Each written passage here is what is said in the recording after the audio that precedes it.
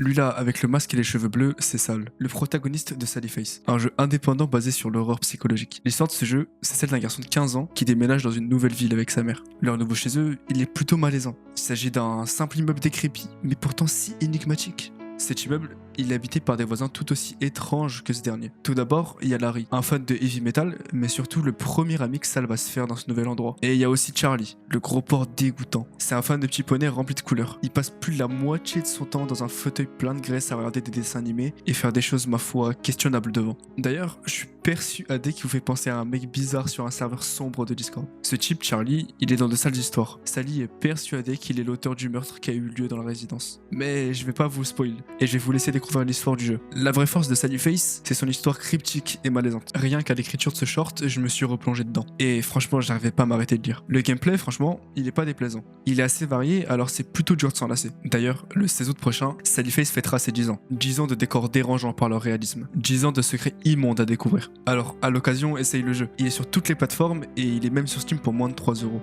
Moi, c'est Macaron. Et je viens de me lancer sur YouTube, alors abonne-toi pour rien rater.